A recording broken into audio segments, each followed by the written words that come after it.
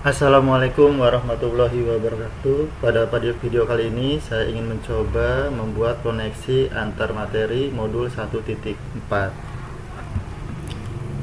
Koneksi antar materi modul tersebut dimulai dari modul 1.1. Kita belajar tentang filosofi pemikiran Ki Hajar Dewantara. Salah satunya kita ambil contoh perbandingannya dengan hidup tumbuh-tumbuhan seorang petani. Dalam hakikatnya sama kewajibannya dengan seorang pendidik yang menanam padi. Misalnya, hanya dapat menuntun tumbuhnya padi. Ia dapat memperbaiki kondisi tanah, memelihara tanaman padi, memberikan pupuk dan air, membasmi ulat-ulat atau jamur yang mengganggu hidup tanaman padi dan lain sebagainya.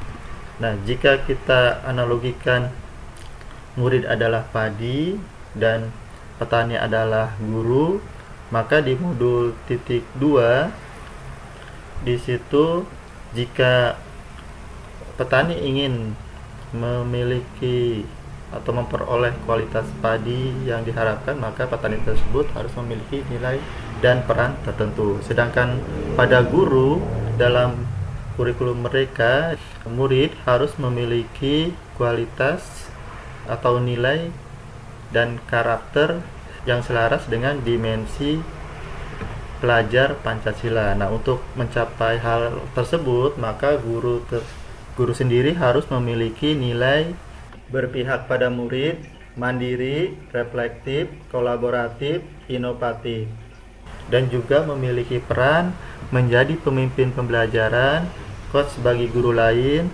kolaborasi, mendorong kepemimpinan murid, dan mendorong komunitas praktisi. Kemudian di modul 1.3 kita juga belajar visi sekolah.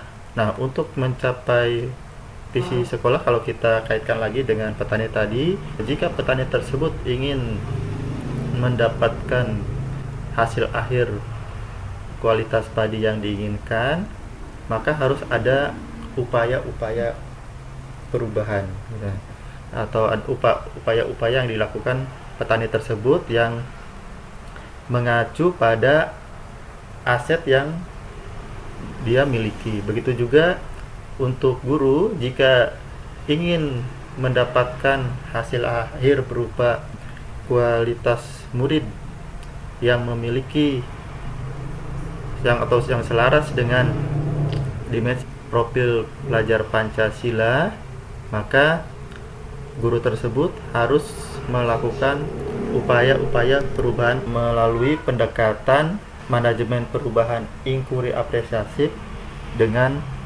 tahapan bagja. Kemudian di modul titik 4, kalau kita analogikan lagi terhadap modul 1.1, di mana di situ untuk membasmi ulat-ulat yang menghambat pertumbuhan padi. Nah, bagaimana cara menanganinya itu dibahas di modul 1.4, yaitu tentang budaya positif. Budaya sendiri adalah cara hidup yang membuat murid terus tumbuh atau mengembangkan karakter.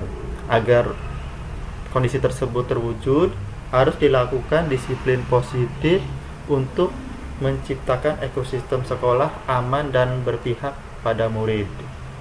Nah, dalam melakukan disiplin positif, kita melakukan perubahan paradigma. Di sini menggunakan teori kontrol atau teori pilihan dari Dr. William Glasser.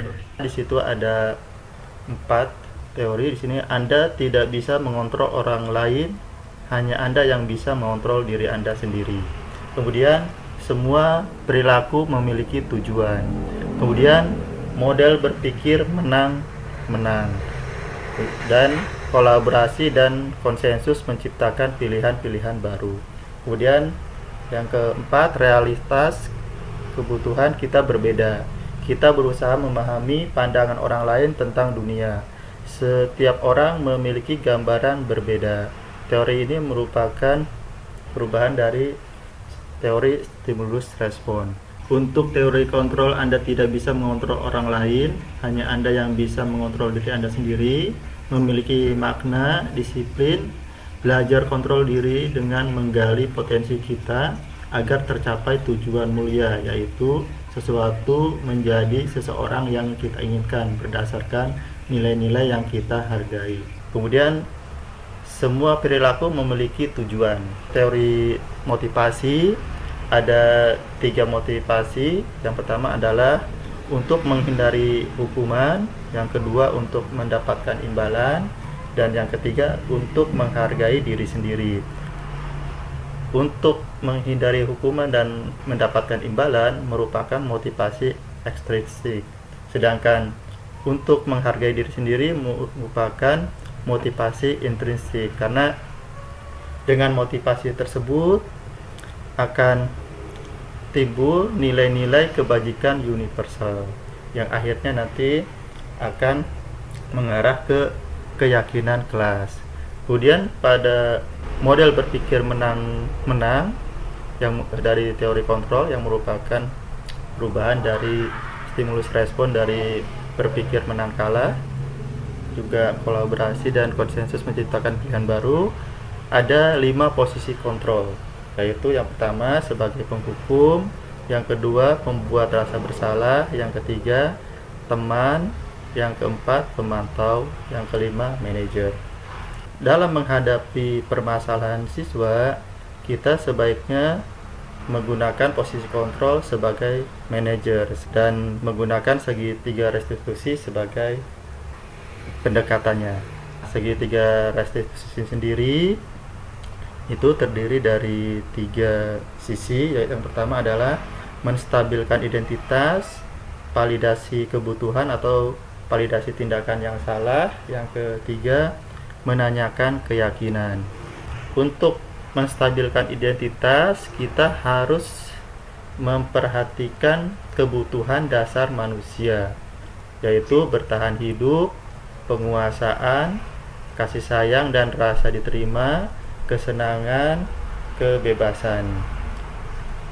Dan itu merupakan dari teori kontrol. Realitas kebutuhan kita berbeda. Kita berusaha memahami pandangan orang lain tentang dunia. Setiap orang memiliki gambaran berbeda. Tadi dari segitiga restitusi juga ada bagian menanyakan keyakinan. Nah, menanyakan keyakinan ini kita sampaikan ke murid dari keyakinan kelas yang didapat dari peraturan-peraturan sekolah. Itulah koneksi antar materi modul 1.1, 1.2, 1.3, dan 1.4. Terima kasih. Wassalamualaikum warahmatullahi wabarakatuh.